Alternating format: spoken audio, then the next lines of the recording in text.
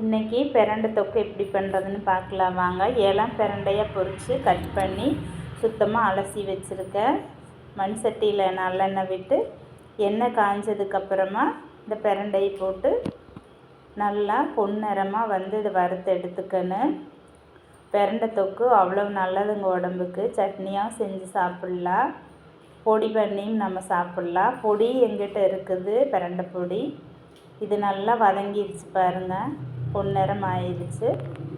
இப்போ இந்த வதங்கின பிரண்டையெல்லாம் ஒரு தட்டுக்கு மாற்றிக்கலாம்.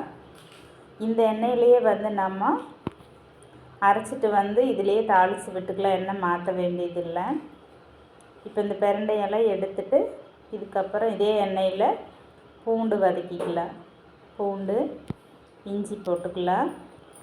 இது லைட்டாக வதங்க விட்டு இது கூடவே வரமிளகா சேர்த்துக்கலாம்.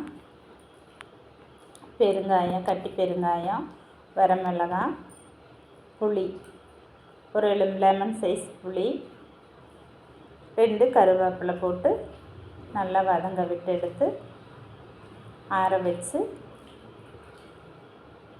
ஆறுனதுக்கப்புறம் அது கூட கல்லுப்பும் லைட்டாக ஒரு பிஞ்சு மஞ்சத்தூள் சேர்த்து அரைச்சி எடுத்துக்கலாம். மிக்ஸி ஜாரில் போட்டு நல்லா மையாக அரைச்சிக்கிறேங்க. நல்லா சந்தனமாட்ட அரைச்சி எடுத்துகிட்டு வந்திருக்கேன்.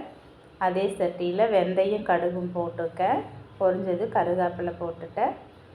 பாருங்கள், அரைச்சிக்கிறேன். பிரண்டை ஊற்றுறேன்.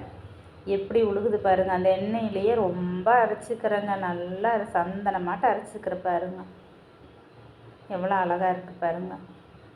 இது அப்படியே எண்ணெயில் வதக்கிட்டே இருக்கணும். இது நல்லா எண்ணெய் பிரிஞ்சு வர வரைக்கும் வதக்கணுங்க. பிரிஞ்சு வந்துடுச்சு. கடுகு வெந்தய பொடி போட்டுக்கிறேன்.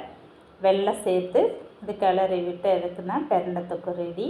என்னோடய வீடியோ பிடிச்சிருந்தா லைக் பண்ணுங்கள், ஷேர் பண்ணுங்கள், கமெண்ட் பண்ணுங்கள், மறக்காமல் சப்ஸ்கிரைப் பண்ணுங்கள். தேங்க்யூ.